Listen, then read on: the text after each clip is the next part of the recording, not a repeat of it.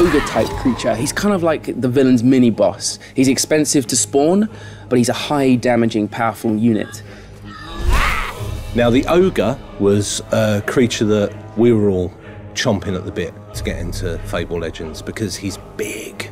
We've always had the traditional Fable trolls, which are made up of the landscape and whatever, but we wanted a proper, large creature for you to battle with. So when you went into an arena and you want to tell if there's an ogre, listen for some chatter, because if you've got good ears, you're going to hear it, and that will be the ogre talking to his brother, the noggin.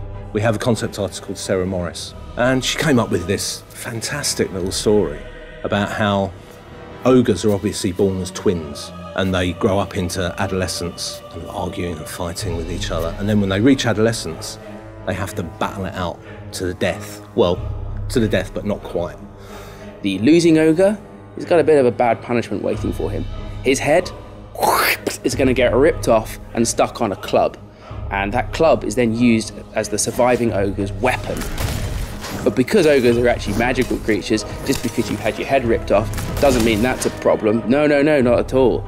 That ogre on the club, he's going to be chatting away, giving lots of ridiculous feedback to his brother about how terrible he is at fighting and how much better he would do. You hear that? Okay, ain't nothing to you, blah, blah, you stupid noggin. The ogre has the ability to emit a horrific fart, which gives you a kind of visual green gas cloud, and it's poisonous. So if you run through there as the hero, it's going to drain your health. I guess it wouldn't be Fable without some farting involved. How do we make the sound of the gas cloud?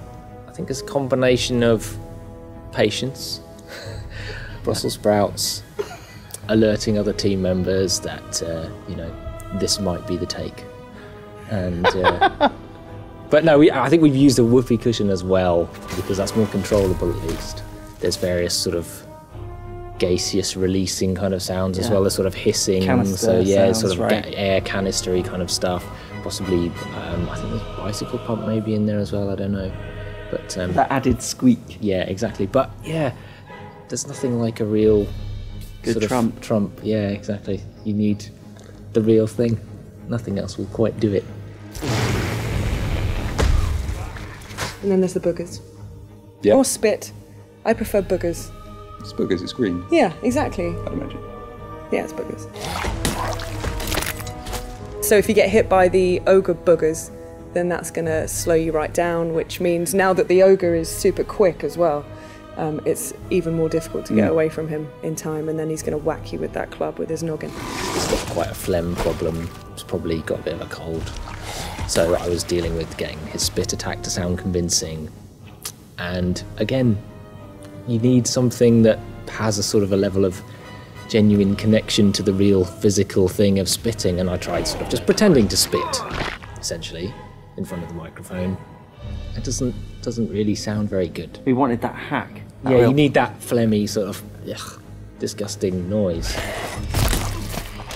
So Steve wasn't there that day, so I went into his room and drank a lot of milk beforehand to get the Oh, it was in my room. No, it was in my room, of course. Steve's room sounds a lot better. So, yeah, and again, discovered that really I needed to be bringing up phlegm and spitting it into a tissue. So that's what you hear when you hear the ogre spitting, that's me hawking up greenies. That's disgusting.